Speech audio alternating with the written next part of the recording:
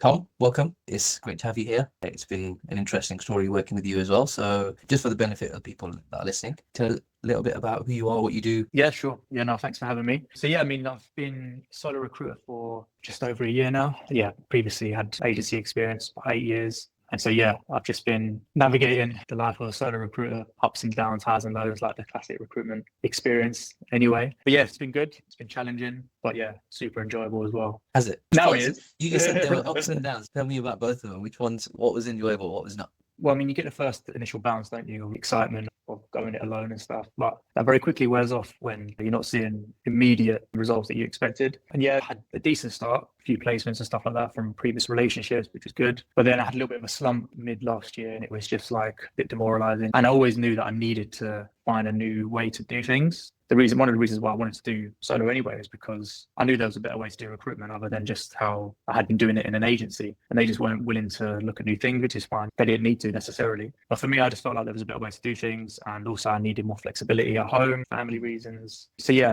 that's how it started off initially anyway. And then yeah, during the year started to feel a little bit more pressure because it was getting tough, just trying to play with different things and make it work, mixture of the old school and trying to find new things and new ways to work. And yeah, just got a bit demotivated. And that's when, luckily, after a while, I came across you. And yeah, since then, it's changed everything for me, to be honest with you.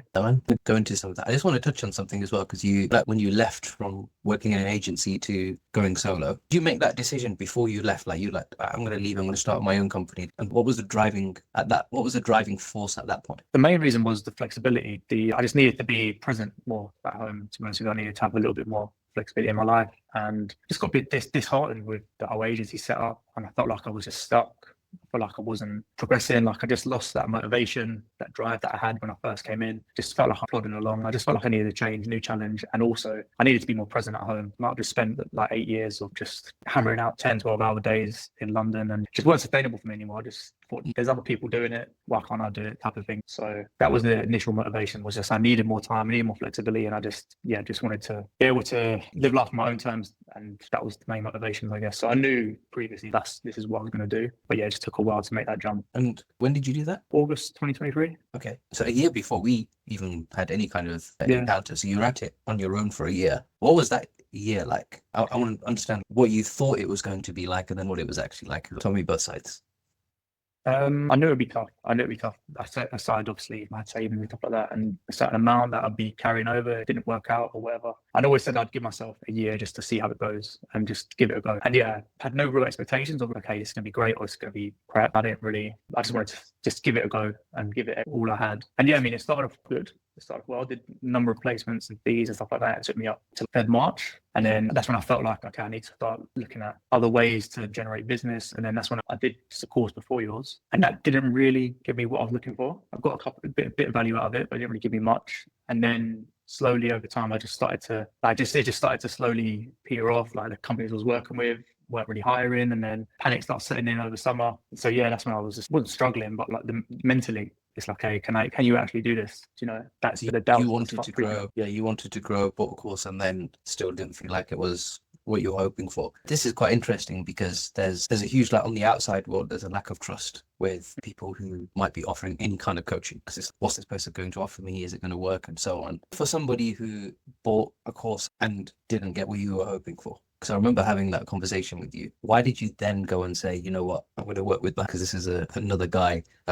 You've been through everything that we offer. I wouldn't describe it as a course because it's a bit more than that. But why did you go again? What made you want to go again? Because most people would just switch off at the first hurdle and they think, you know what, forget this. All these guys. I don't know, because the first course I wouldn't say I was sold a dream necessarily, it was that way, but I think people in a different position to what I was in then probably get more value out of it. I feel like it wasn't the right time for me to do that type of course. I'm not saying that the content was bad or anything like that, because obviously people have had success from it. But for me, it just wasn't right for me at that time. I didn't get much value out of it at all, really. It wasn't what I was looking for necessarily. Like I needed a clear strategy and process to generate a business. And it was sold to me as it would be something like that. And it wasn't, which is fine. They had elements of that, but it just wasn't, it was just the classic stuff. And I just knew that there was better ways to do it. I'd already done some of the tools that you had mentioned, I'd already played with, had no strategy or no process to actually implement it and get the best results. So was that the focus of that program was to help you win more clients and candidates at speed? I mean, no, it wasn't necessarily put to me like that, but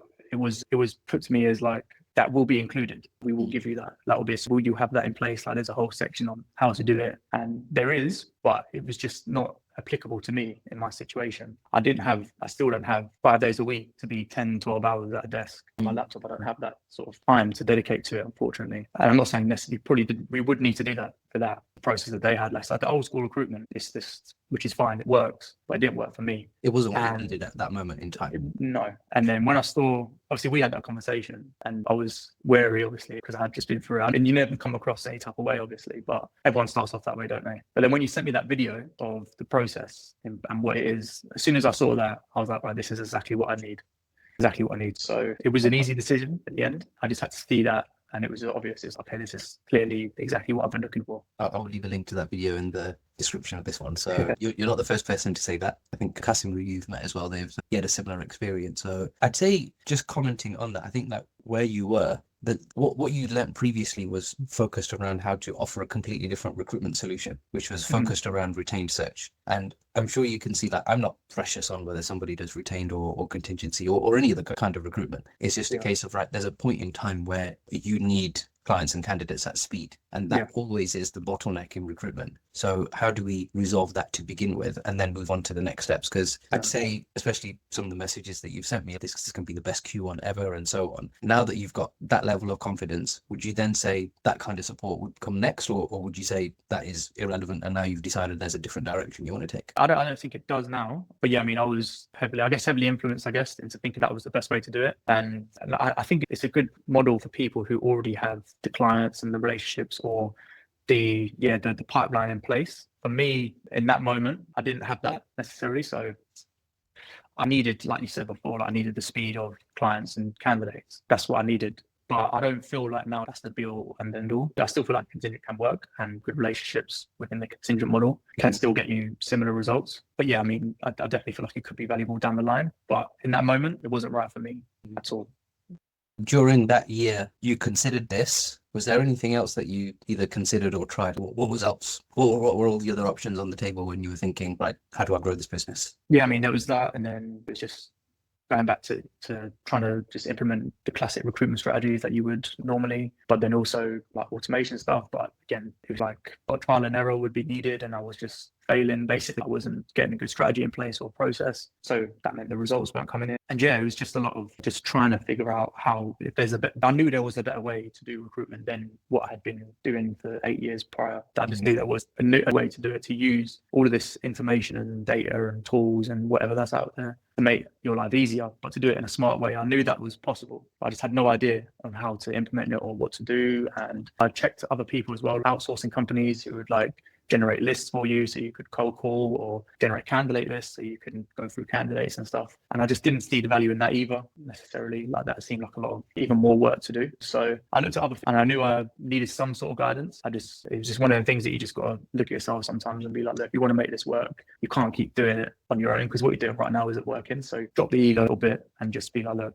if you find something that's going to help, then you've got to go for it. But it needed to be the right thing. And then, yeah, like I said before, once I saw that video from you, that's when I thought, okay, yeah, this makes a lot of sense, tapping into that market. It's exactly what I've been trying to do, but failing and not knowing exactly how to do it. Can I give an example? Because I gave this to somebody else and you could tell me if it's relatable. It's a bit like making a cake. I'm trying to keep it simple. Yeah. One person's trying to sell you flour, the other one's selling you eggs, the other one's selling you like all the other ingredients going into the cake. You just think, I want the cake to look like this. That's it. I don't care about how it comes together. Like, this is the good. And everyone's trying to sell you all the ingredients, but nobody's giving you the recipe. And it's only once you've got the recipe, then all of a sudden it makes sense. Yeah. Would you say, I don't know how I've condensed recruitment into making a cake. Would you say that's a good one? That's the kind of it.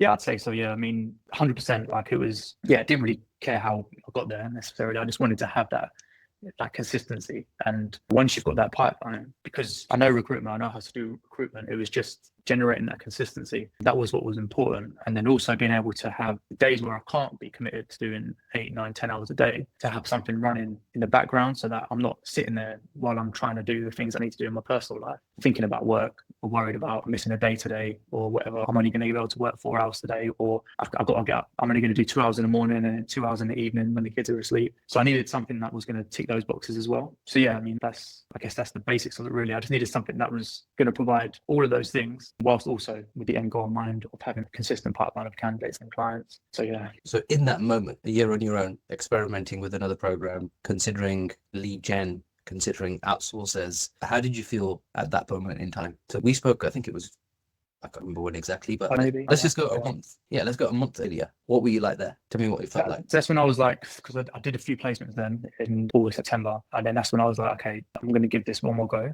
but I'm going to drop the ego and I'm going to see if I can find any ways that can assist me or someone that can assist me. So I had already made up my mind and I was like, I'm just going to give this another 6 more months. And if it doesn't work out, it doesn't work out, whatever, I'll go back into employment. You were planning on giving up basically? Well, yeah, I just said, look, this is it. I'm just going to give myself another 6 months and see how it goes. But then that commitment was just like, but I'm going to really go for it.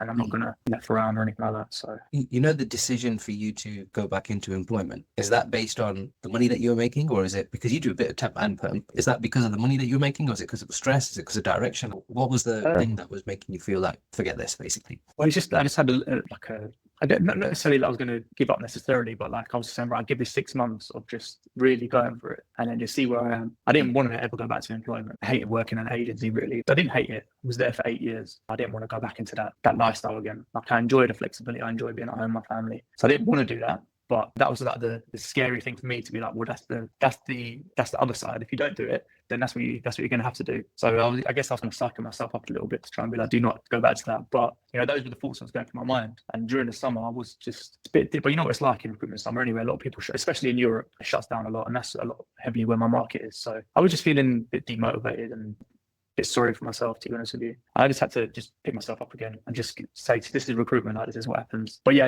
I guess it was just also the fact that you are on your own, you are doing it on your own. So yeah, that's where my head was at. But I had made that decision by then that I was like, okay, I'm just going to just really go for it now and just make sure I don't go back to employment, but that's the worst outcome that could happen. So like a threat to myself. I think people are very commonly driven by their worst case scenario. You imagine whatever is your worst case scenario, like you just don't want to go there. And then as you feel like you're getting closer to it when things are not going your way, and then you get closer to it, and then the drive and urgency just increases.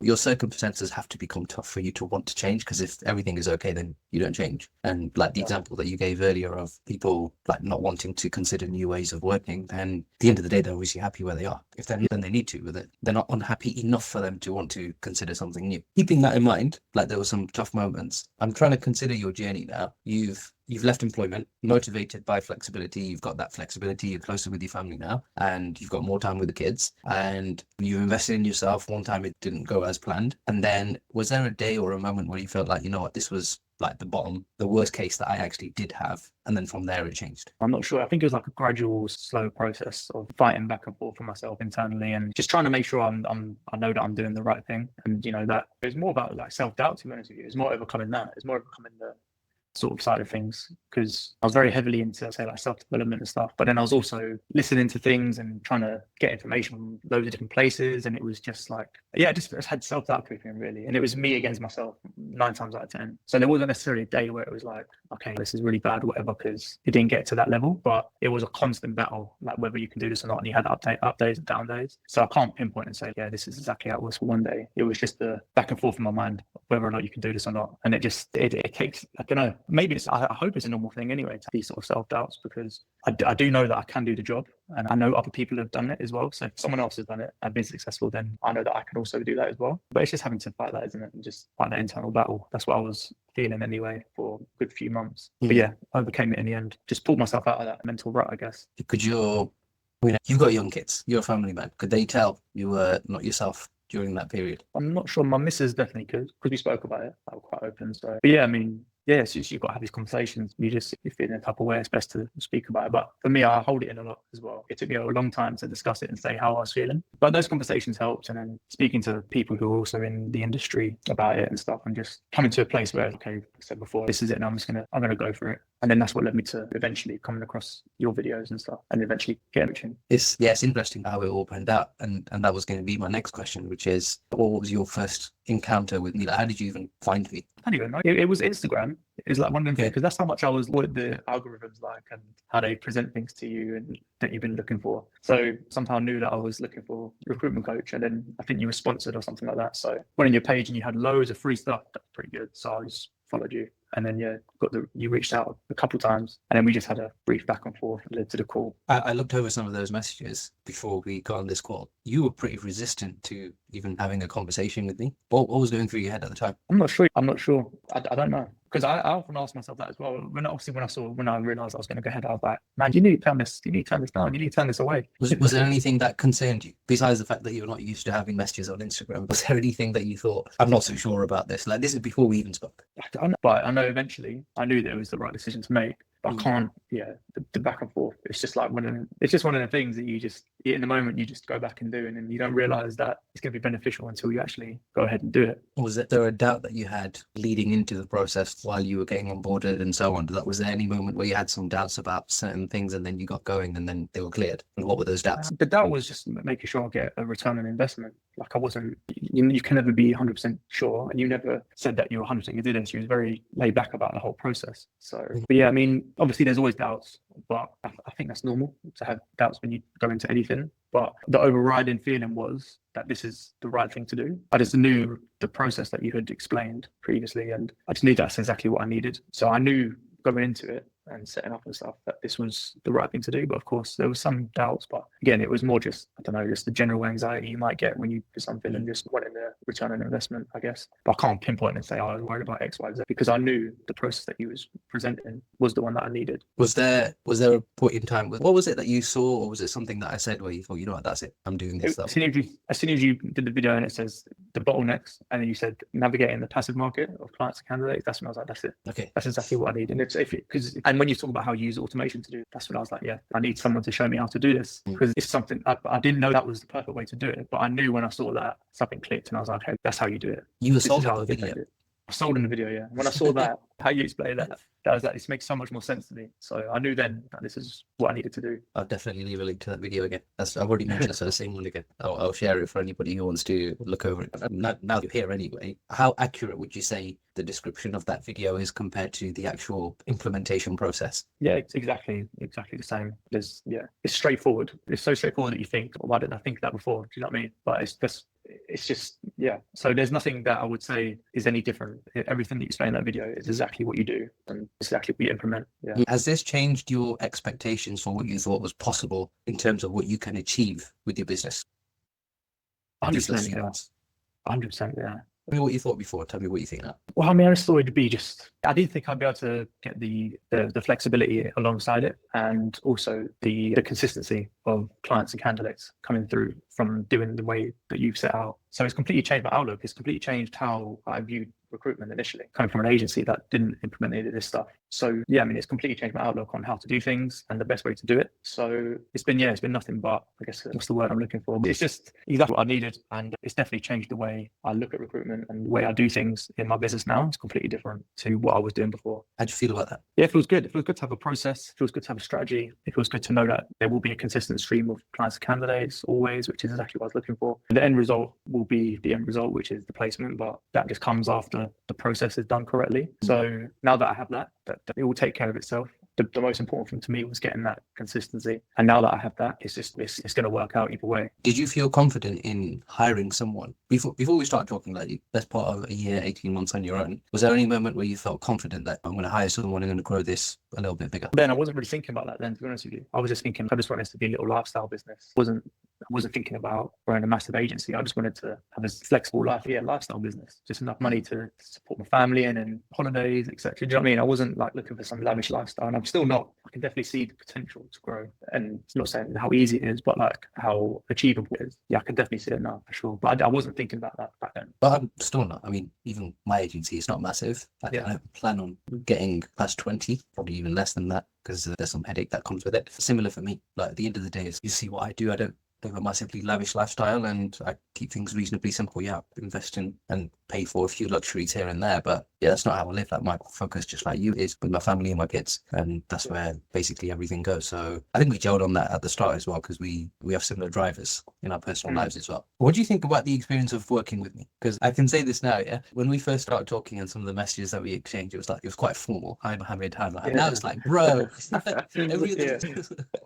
No, So it's like my mates now, to be honest with you. So it's really easy. That's a big reason. That's another big thing. Again, I haven't mentioned this yet, but I should have done because it's a massive factor why I enjoy working with you is because it's very much you care, like you take the time, you speak to all the guys that you work with. And I needed that accountability as well. I needed that. And it wasn't a case of, okay, here's the course, see you later. It was like, okay, now let's book in a call, let's support you and let's make sure you're getting all this stuff right. So that, yeah, I should have mentioned that as well, because that's a massive thing for me. It was, I think I said this to you when we first started. I said, I need some accountability. I need someone to be onto me. I need that to make sure that I'm doing it. And I also said that I was going to follow everything you say to a T. And that's what I've done so far. So yeah, working with you has been great. And it makes it a lot more easier to follow everything because now it's just like talking to a friend. So yeah, it's been great. it's going to stay that way. I'm sure it's going to stay that way. I said it to you as well not long ago. Honestly, it's been a pleasure working with you as well. I still remember you saying, I'm going to come in, I'm going to follow this like a T and to the T, and then making sure that you follow it along the way. And that's exactly what you've done. And then here we are having this conversation now. So the message that you sent to me this week was, this is going to be the best year ever. What's changed? Well, I mean, yes, it goes back to that again, like the pipeline that we have now. It's completely different. Last January, obviously, it was just like, where's the next fee coming from? Where's the next role coming from? Where's the next place of love?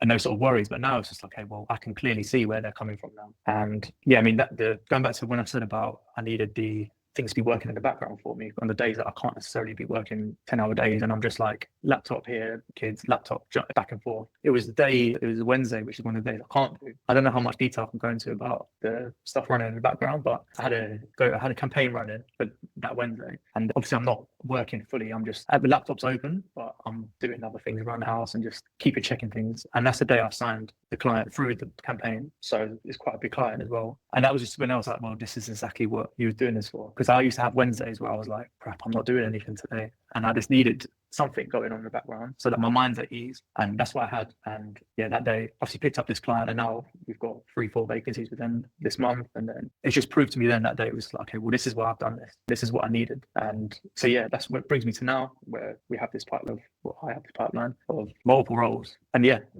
that's why it's going to be a good quarter. I'm sure it is. It's going to feed in. Like at the end of the day, like we're like about halfway through at the moment. Like there's still more to go. We're talking about like the first hire and there's still some stuff still to happen. So we're not like completed just yet. Considering you're only halfway through, like you've only seen half of what is possible at the moment. Next phase is going to be just as good, and yeah, it's going to be interesting. Like yeah, I'm sure you've seen. I suppose I was describing the diagram that I described in that video that you were referring to. There's a moment where I talk about first thing that we've got to do is draw out the automations, and the next part is like the first hire that you're going to make. You've completed that first part, and now we're moving into the second stage. On that, without mentioning numbers, at what point did you feel like I've got my money back? This is completely worth it. This is like a really good investment. Probably within the first 2 weeks, probably, I would say. Because I could see, it was just so clear, like once we started doing it and we sat down and we market maps and stuff like that and we got it running and I saw the plan, I could see where it was going to be. I could see the process clearly. And I was like, okay, well, I felt like then, generally, I felt like I've already got my return. And then when a couple of weeks later, when I started seeing the results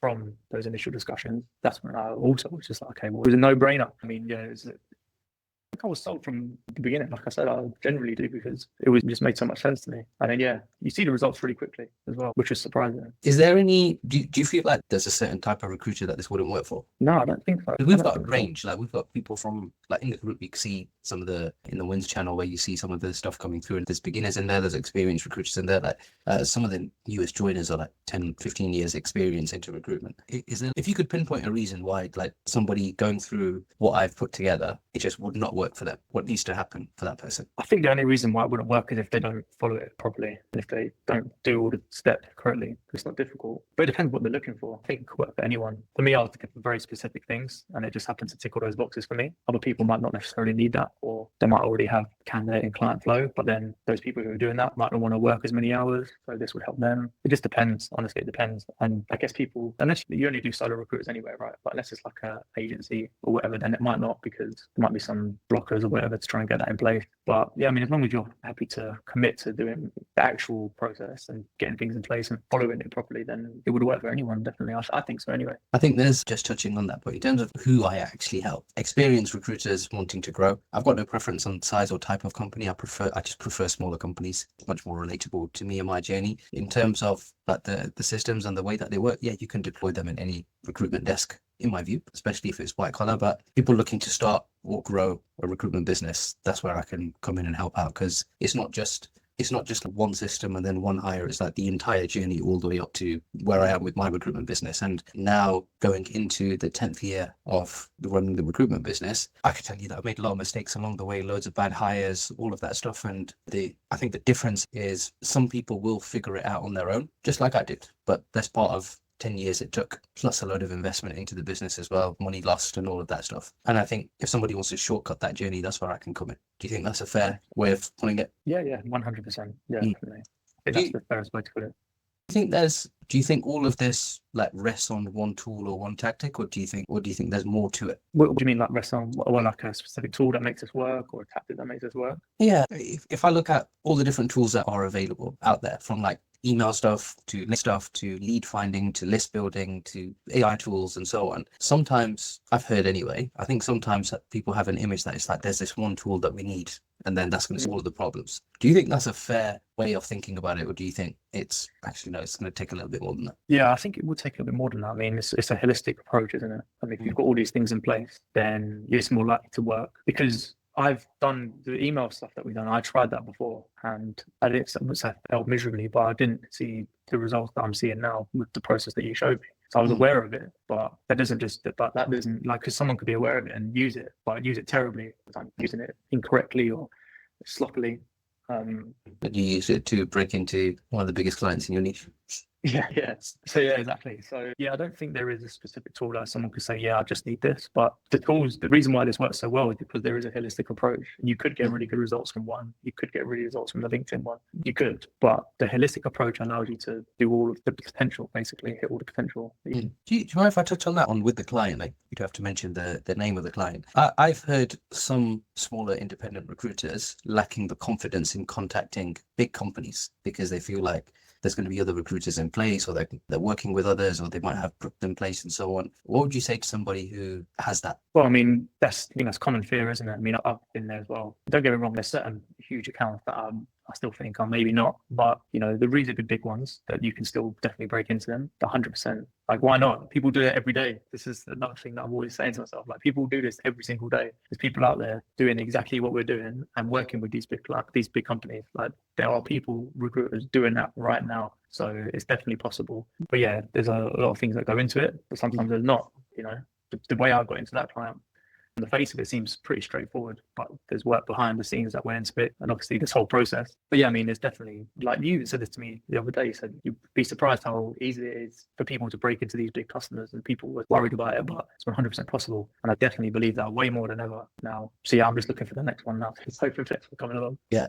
they will come sooner than you think. What about, is there any advice that you would give to somebody who's in that situation, like where you were before we started talking? Like maybe they're solo, maybe they've got a business, they've got some inconsistency in pipeline, they're considering all their different, maybe even they're confused with all the different options that are available. Because like, people are selling software, people services, there's all sorts of stuff going on out there.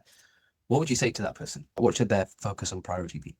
A good question. I was that person just starting about, scatterbrain, just trying all different types of new ways or different things, just trying everything possible. And obviously that didn't help. So I guess my answer would be to get a coach, because that's what I did and that's what worked for me, and get specifically your program. So obviously it depends on the individual, but if we're talking to people who are on the fence about coming on board with you, if they're in a similar situation to me where they are playing with different things, or they're losing their strategy, or they don't have a clear vision of how to make this work or whatever, then they should definitely have a chat, or at least explore what you offer. But I mean, what's that video that you watch best? Yeah, that's it. Yeah. But in terms of like advice on what to do, I mean, try not to be so, I guess, and try not to, it's hard to say because I just stumbled upon your program and got lucky, I guess. So, but now that you're here, what advice can you give to anybody in that situation on reflection? Because when you were there, you were confused. So I'm not asking you to describe that situation. Now that you're here, what advice would you give to somebody who's in a similar kind of position? Honestly, not sure. I would say maybe just definitely just slow down, find out what exactly it is that you're trying to do,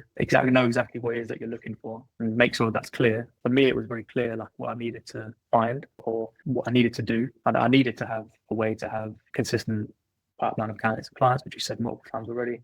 I needed to have something that would allow me to separate from work without feeling terrible about doing that, and by having something running in the background. And I needed a strategy. I needed a process. So that was very clear to me. I knew exactly what I needed. So I think that's a good starting point, is to make sure you know exactly what you need. And I can't see why people wouldn't find value in this either way. But if you're trying to work out where you need to go and what you need to do, you need to know exactly what it is that you need from a course or what you're trying to do in your career. You need to know exactly what it is that you need to try and help you get to that next level.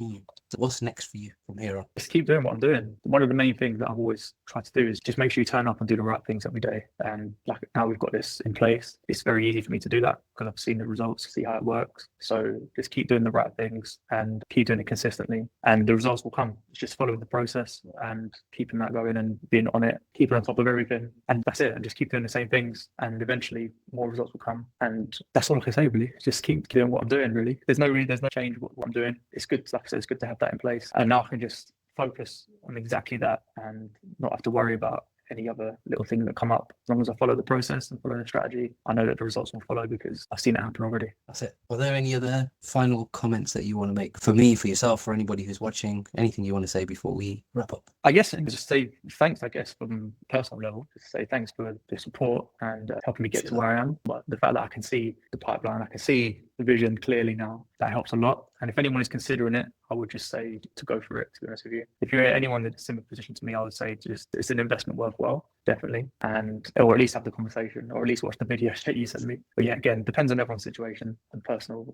situation. But yeah, I would always recommend someone to do this for sure. Especially if you're a solo recruiter, you're looking to have similar results to what I have, then yeah. And there's other people who are doing even better. So it's not just me.